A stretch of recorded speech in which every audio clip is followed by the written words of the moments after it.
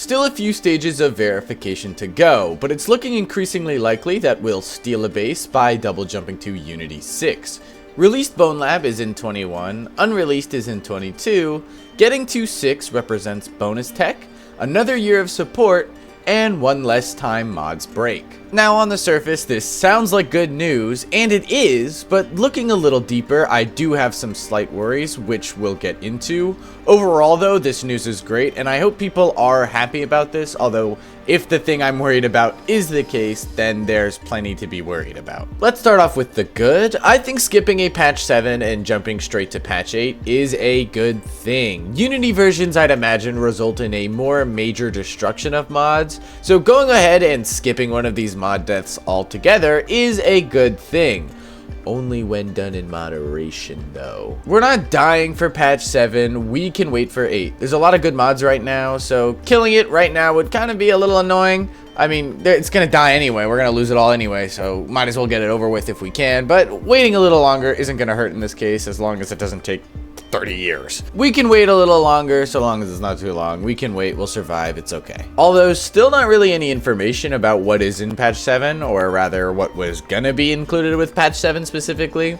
All we really know is that it's a Unity version upgrade, and other than that, we know that inside-out body tracking will likely be included in this update, which is an exciting new feature. I just hope there's a way to access it outside of using a Quest 3, or y'all will be getting one IOBT video, and will probably never see me use it ever again. Since we're skipping patch 7 directly, I hope we can hear about what would have been included specifically in the coming weeks or months, because it has been a bit of a minute since we've heard about anything major happening. Since we're now waiting extra long, I hope we will be compensated with wonderful details about what will be included in this patch 7 and 8 combo. Now what we don't know is if Boneworks Remastered will drop before or after this patch 7 and 8. If it does, for all I care, SLZ can go ghost for a year afterwards. This is a joke. SLZ, please don't disappear for a year again, dude. That patch 4 wait was unfucking barrel. Which, by the way, we've gotten some new info on the Boneworks Remaster. We now know that it will have new music. And thanks to Evro mapping it out based on the pick, we can actually take a little listen to the general sound of it right now. Here's a look. I noticed you were doing everything, even my chores. Alright, here's an actual listen.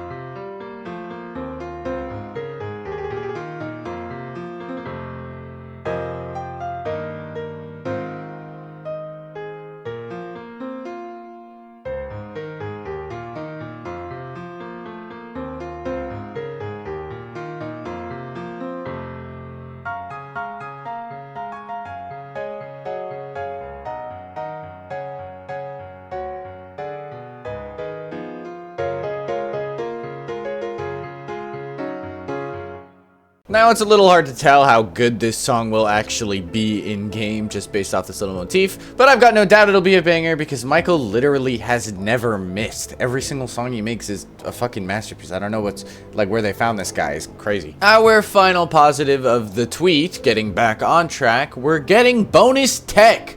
Literally not a fucking clue what that could entail, but hopefully it's something a little more special than Fast being able to get on her knees and show us what that throat do in Fusion. Now, on to the worry. I asked Mr. Bonelab if another year of support meant another year of Bonelab updates, and if that will affect the new game's development, and Brandon replied saying another year of support from Unity, which I hope implies that it's not Bonelab getting another year of updates. And he also said that we have another year above Meta's minimum spec.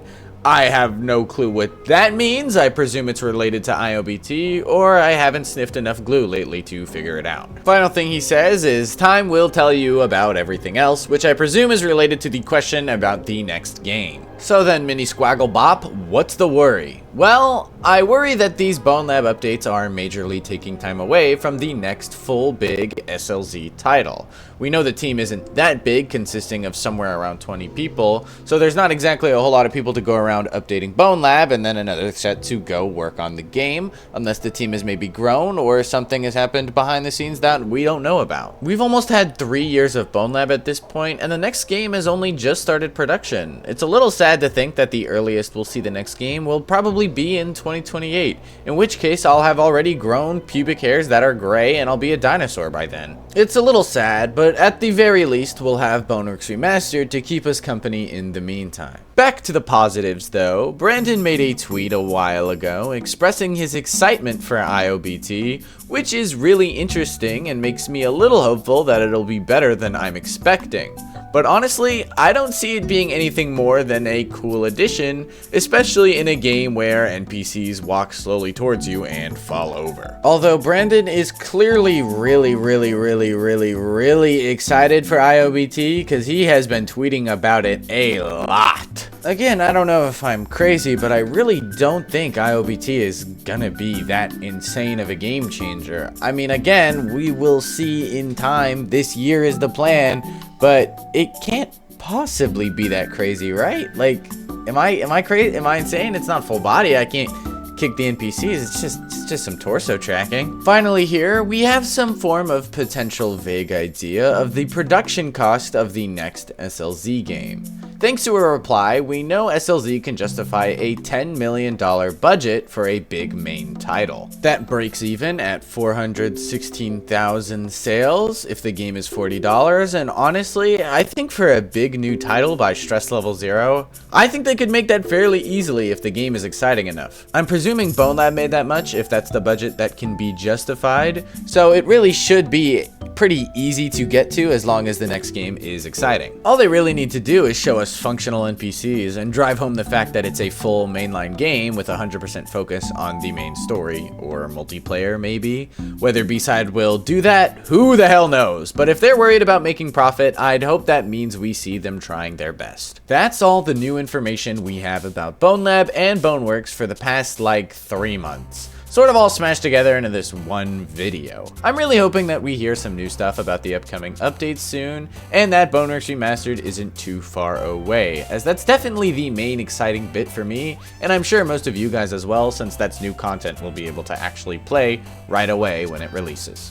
You can get 10% off the entire Quest store via the link in the description. It's genuinely the best way to support the channel. If you enjoyed this video, be sure to check out my last weird ass one. I genuinely think it's insanely funny and worth your time, and it underperformed, which is really sad because I worked really hard on it and I still think it's really funny. Thank you so much for watching this video. Hopefully we'll get some more news in the coming days, weeks, months, or whatever.